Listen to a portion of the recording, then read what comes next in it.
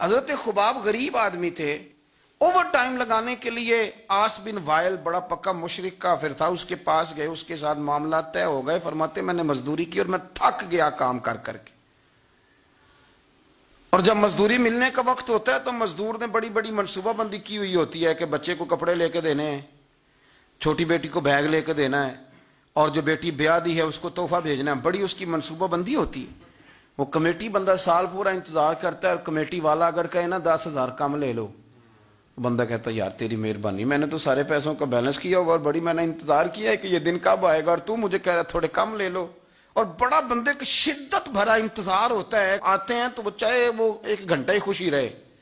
لیکن وہ رہتی، کہتے میں نے محنت کی، میں تھک گیا، مزدوری کی، وجود میرا چکنا چور ہو گیا، اور جب میں پیسے لینے کے لیے آس بن وائل کے پاس گیا، میں نے کہا میرے پیسے دے دو، کہنے لگا نہیں دیتا۔ سنو کیوں نہیں دیتا؟ اس نے کہا میں نے نہیں دینے پیسے۔ کہتے ہیں میں نے کہا یار میں نے مزدوری کی ہے، میرے بچے انتظار کر رہے ہیں اور کتنے دن لگا کے میں نے تیرا کام ختم کیا، میرے پیسے دے۔ حضرت خباب کہتے ہیں وہ میں نے اصرار کیا تو کہنے لگا میری ایک شرط ہے، اس شرط پہ پیسے دوں گا۔ وہ کیا؟ کہنے لگا تو نبی پاک کا کلمہ پڑھنا چھوڑ دے۔ حضرت خباب رضی اللہ تعالیٰ عنہ فرماتے ہیں میں نے اسے کہا کہ اگر میں تیری بات نہ مانوں تو کہنے لگا میں پیسے نہیں دوں گا۔ حضرت خباب فرماتے ہیں مجھے اللہ کی عزت کی قسم مجھے اس کی بات کا دکھ بھی کوئی نہیں ہوا۔ اللہ کرے میں آپ کو سمجھا سکوں کہ میں کیا کہہ رہا ہوں۔ اور یار بندے کا دل ٹوٹ جاتا ہے، انسان کمزور پڑ جاتا ہے، مایوسی ہوتی ہے، لیکن فرماتے ہیں مجھے کوئی مایوسی، کوئی پریشانی، کوئی تکلیف۔ اور شارحین نے لکھا ہے کہ وہ فرماتے ہیں میں واپس آیا تو ایک صحابی مجھے کہنے لگے 2 منٹ کے لیے کیا ہی دینا تھا، پیسے تو لے لیتے، اسلام حکمت کا بھی تو سبق دیتا ہے نا۔ اور میں نے کہا چھوڑو 4 پیسوں کے لیے میں 2 منٹ کے لیے بھی مدینے والے رسول کا انکار نہیں کر سکتا، 2 منٹ کے لیے بھی انکار نہیں کر سکتا، پیسوں کا کیا ہے، اللہ پھر عطا کر دے گا۔ حضرت صہیب بن سنان رومی حضور کے صحابی ہیں، روم سے مکے آئے تھے اور بڑی مشقت کر کے مال کمایا۔ بہت سارے لوگ محنت کر کے بھی کماتے ہیں، چلیں کچھ لوگ غلط طریقے سے بھی پیسہ جمع کرتے ہیں، لیکن ایک بہت بڑی تعداد ان لوگوں کی جو مشقت بھی کرتے ہیں۔ اور میں کئی ایسے لوگوں کو جانتا ہوں جو بڑے مالدار ہیں پر سویرے اپنے مزدوروں سے پہلے اٹھتے جا کے ڈیوٹی کرتے ہیں، کام کاج کرتے ہیں، کرنا پڑتا ہے، اور وہ کہتے ہیں نہ پہنچے تو مزدور کام ہی نہیں کرتے۔ یہ سارے کام وہ کرتے ہیں، مشقت کے ساتھ آگے جاتے ہیں، اور پھر ان کو نا وہ جو آشیانہ انہوں نے بنایا ہوتا ہے، اور آدمی چھوٹے لیول سے اوپر جائے تو اس نے جو کہ ہر چیز خود مینج کی ہوتی ہے، اسے بڑا پیار ہو جاتا ہے اپنے آشیانے سے، اس گلدستے تھے کہ میں نے یار ایک غریب آدمی تھے، محنت کی، جد و جہد کی، مکے آ کے مال کمایا، انڈسٹری سمجھنے لگائی، کچھ انہوں نے نا جی باغات بھی خرید لیے، کچھ نخلستان بھی ان کے ہو گئے، مالدار ہو گئے۔ ادھر سے نا نبی پاک علیہ السلام نے ہجرت کا اشارہ دے دیا۔ کچھ صحابہ تو پہلے حبشہ چلے گئے تھے اور باقیوں کو لے کے سرکار مدینے چلے گئے۔ اب مکہ شریف میں رہنا درست ہی نہ رہا مسلمانوں کے لیے۔ آپ بڑی توجہ سے اس بات کو سمجھیں کہ حضرت صہیب ایک مالدار آدمی، اور مالدار بندے کا کاروبار چھوڑ کے، انڈسٹری چھوڑ کے، علاقہ چھوڑ کے ہجرت کرنا یہ ایک بڑا کٹھن مرحلہ ہے۔ حضرت صہیب ابن سنان رضی اللہ تعالیٰ انہوں نے چند دنوں کے اندر اندر سارا کچھ سمیٹا، جو پیسے تھے، دولت تھی، گٹریوں میں باندھی، اونٹ کے اوپر رکھی، فرمایا جا رہے ہیں بھائی۔ اور جب آپ مکہ مکرمہ سے نکلنے لگے تو ابو جہل بہت سارے لوگوں کو لے کر کے آ گیا، کہنے لگا آپ کو نہیں جانے دیں گے، آپ ادھر ہی رہیں۔ اور یہاں ایک میں معاشی بات بھی کر دوں، ہمارے حکمران معیشت کی بڑی بات کرتے ہیں۔ ابو جہل جاہلوں کا باپ تھا، اور اسے بھی اتنا پتا تھا کہ انویسٹر کو ملک سے بھگایا نہیں جاتا، یہ اسے بھی پتا تھا۔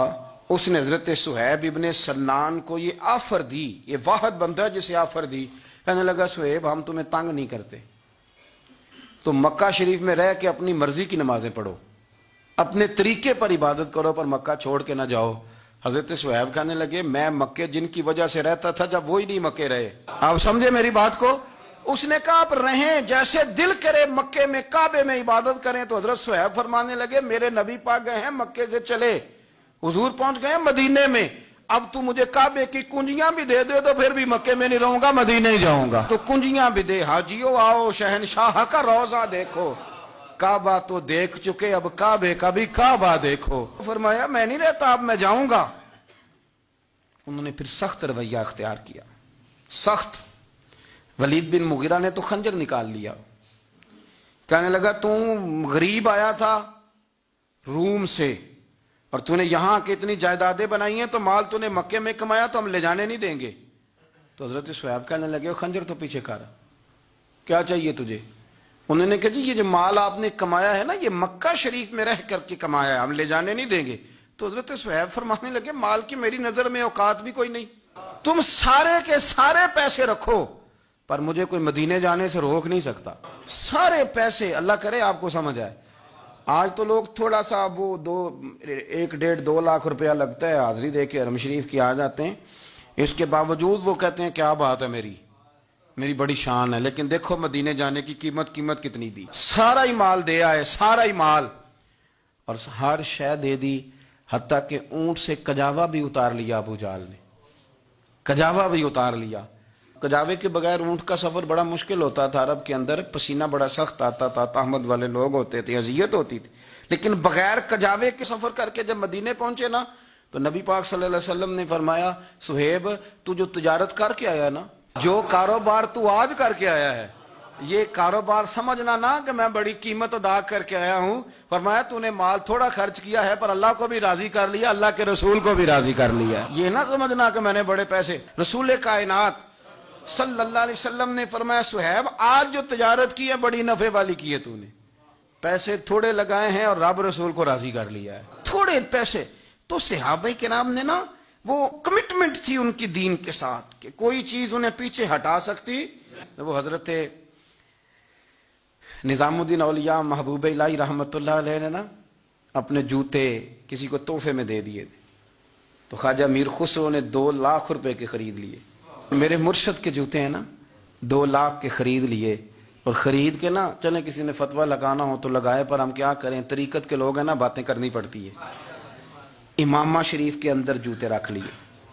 ٹوپی کے اوپر ایک جوتا ادھر رکھا ایک ادھر رکھا، اور اوپر پگڑی باندھ لی، اوپر پگڑی شہر تیرے دے ٹکڑے منگ ساں تے تیرے کتیاں دے پیر چومے ساں،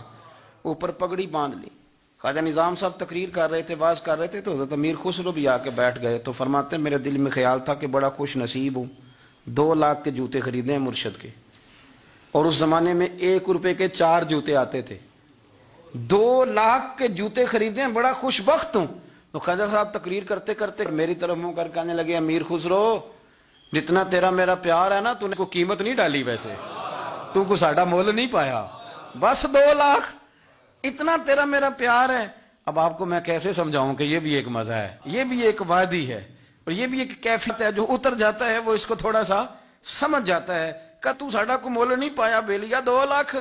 تو حضرت امیر خسرو رو پڑے، کہنے لگے حضور میں بھکاری سا بندہ ہوں، جیب میں تھے ہی 2 لاکھ، غریب سا آدمی ہوں، تھے ہی 2، سونے یہاں زیادہ ہوتے تو میں زیادہ پیش کرتا، تھے ہی اتنے جتنے تھے، میں نے نظر